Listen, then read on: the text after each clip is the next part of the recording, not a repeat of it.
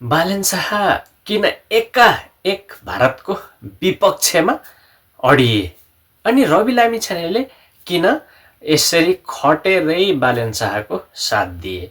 आउनुहोस् एकदम छोटकरीमा छलफल गरौँ भारत र नेपालको सम्बन्धको बारेमा। तपाईहरू पनि यदि मेरो यो च्यानलमा नयाँ हुनुहुन्छ भने कृपया सब्स्क्राइब गरेर जोडिनुहोला।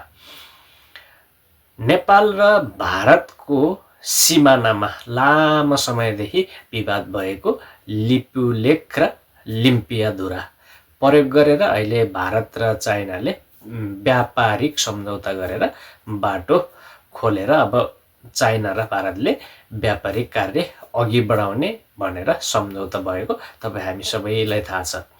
त्यसको विपक्षमा हिजो मात्रै बालेन सरकारले भारतलाई एउटा कूटनीतिक नोट लेखेर पठायो। लिपुलेख र लिम्पियाधुरा हाम्रो हो, नेपालमा पर्छ। सुगौली सन्धि हुँदा महाकाली पूर्व नेपालमा पर्छ भन्ने हामी नेपालीको पहिलेदेखि दाबी। नेपाल सरकारको यो ओलीको प्रधानमन्त्री हुँदा कार्यकालदेखि नै यो विवादमा छ। अनि अहिले आएर यो हाम्रो सरकार गठन प्रक्रिया हुँदा के गर्दा बाटो खोलिवरी चाइना र भारतले अब व्यापारिक सम्झौता अघि बढाइसकेको हामी सबैले देख्न सक्छौँ। अनि हिजो मात्रै नेपाल सरकारले त्यो भूभाग हामी नेपालीको हो, अब त्यो भूभाग भारतले किन प्रयोग गरेको भनेर एउटा नोट्स पठायो।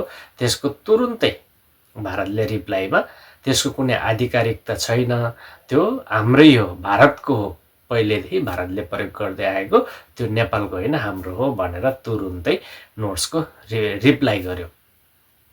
अनि अब यहाँ के देख्न सकिन्छ त भन्दा भारतले पनि त्यति सजिलै नेपाललाई त्यो भूमि छोड्ला जस्तो छैन।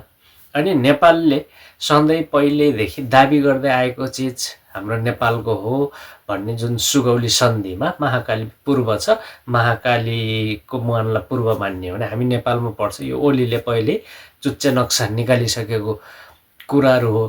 ती चुच्चे नक्साकै कारणले गर्दा ओली बिस्तारै भारतको विपक्षमा हुँदा विभिन्न कारण नाकाबन्दी के हुँदा अन्तिममा भारतकै चलखेल भनिन्छ, ओलीले अब सत्ताबाट छोड्न पर्ने स्थिति आयो। अब बालेन पनि यसरी नै भारतसँग यसरी नै पंगा लिएर अब सत्ता कसरी टिकाउँछन् अर्थात् सत्तामा कसरी बसिरहेछन् भन्ने हामी सबै नेपाली विश्लेषकहरूले अब विश्लेषण गर्न थालेका छन्। अब हेरौँ अरू राजनीतिक दलहरूले के बालेन शाहलाई साथ देलान्? विपक्षी दलहरूले अब बालेन शाहलाई यसरी नै खटेर साथ देलान् कि नदेलान्? ल यो बारे सोच्ने पारो तपाईहरूको विचारमा के छ? त्यो के लिपुलेख लिम्पियाधुरा हामी नेपालीको अथवा हामीले त्यतिकै दाबी गरेको हो कि भारतको हो? ल अनुमान गर्ने पनि तपाईहरूले। अनि अबको स्थिति के होला त्यो पनि अनुमान गरेर लेख्नु। नेक्स्ट भिडियोमा व्यापक छलफल गरौँला। अहिलेलाई ओके बाई, थ्याङ्क यू।